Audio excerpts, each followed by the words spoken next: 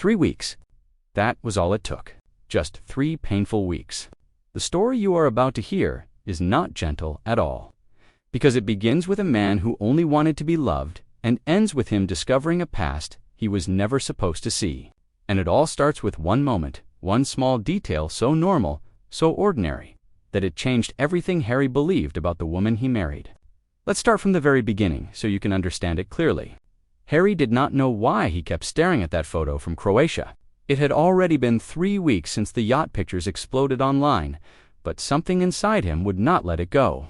He zoomed in, zoomed out, stared at it, walked away, came back, and stared again.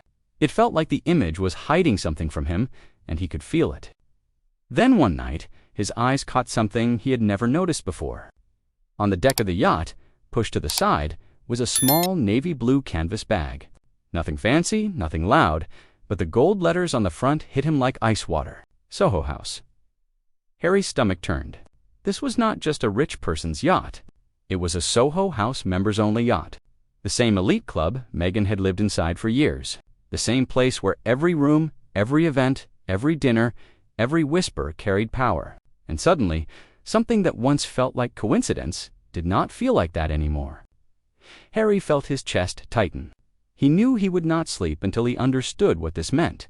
So he opened a new tab and, with shaking hands, typed 3 names that had never seemed suspicious to him before.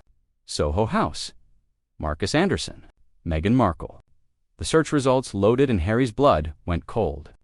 Harry had always thought Marcus Anderson was just Meghan's quirky friend from Toronto, a friendly, stylish guy who loved social scenes. But what he found did not match the man he thought he knew. Marcus was not just part of the scene. He was the scene. Old society blogs, deleted interviews, archived magazines, hidden behind broken links. Secret pages Harry had to dig for. They all said the same thing. Marcus was not just a consultant. He was an access broker. He connected ambitious, attractive women with powerful, wealthy men. He introduced actresses to producers, models to investors, newcomers to established elites. One description called him the man who makes sure the right people meet. Every article showed the same image. Marcus did not attend parties. He built them. Harry leaned back in his chair, his heart pounding. He felt stupid. How had he never questioned Marcus being there, the front row seat at their wedding? The whispered talks, the strange feeling that Marcus was always close. Then the thought hit him even harder. What if Marcus was not just Meghan's friend? What if he was her handler? Harry clicked another link, an old photo set from Toronto's social scene. The next 6 hours would change everything he believed about his wife, his past, and even how they met. Harry did not want to believe any of it. Every part of him hoped he was misunderstanding what he saw, that the photos, the overlaps, the timelines were just strange coincidences. But that hope broke the moment he picked up the phone. Late at night, when the house was quiet and Meghan was asleep, Harry called someone he had not spoken to in years, a former Soho House member from his London party days. Someone who knew that world better than anyone. Someone who would not lie. When the man answered, Harry's voice was barely above a whisper. "I need to ask you about Marcus Anderson." There was silence on the line. Long silence. Then the man sighed. For the next 40 minutes, Harry heard a truth he was never meant to hear. Marcus Anderson did not run a social circle. He ran what insiders called a finishing school. Not for manners, not for politeness. For access, he finds women with ambition, the man explained. Women who want to rise, and then he trains them. He teaches them how to dress, how to talk, how to move around powerful people without standing out. He brings them into Soho House, gives them connections, introduces them to men who can open doors. He is strategic. Harry listened in frozen silence. Marcus is not just connected, the man continued. He has access to calendars, guest lists, private event schedules. He knows where certain people will be and when, and he uses that information to create opportunity. Harry stared at the wall as the pieces fell into place. Marcus had been at polo matches in 2013, charity galas in 2014, London events where Harry appeared in the background. Always nearby, always watching, always connected. And Meghan had been a student in Marcus's system long before Harry ever entered the picture. Then the man said something that made Harry feel sick. "Marcus doesn't just introduce people, Harry. he positions them. Once Harry understood what Marcus really did, another question started eating at him. How did Meghan afford all of this? Her flights across Europe, her designer clothes, her Soho House memberships in different cities, her five-star hotels during yacht weeks, her presence at every elite event Marcus created. Harry knew her salary from Suits. He knew her money situation. And it did not make sense, not even close. So he contacted someone still tied to Soho House Toronto. A quiet, careful talk followed, and what Harry learned made his hands turn cold.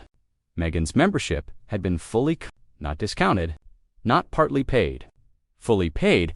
For 5 years, Meghan had never paid a single membership fee. When Harry asked who sponsored her, the man paused, then paused again. Finally, in a nervous voice, he said, "Marcus has ways of making sure certain women have access. Corporate accounts, anonymous approvals, no questions asked." Someone had been investing in Meghan.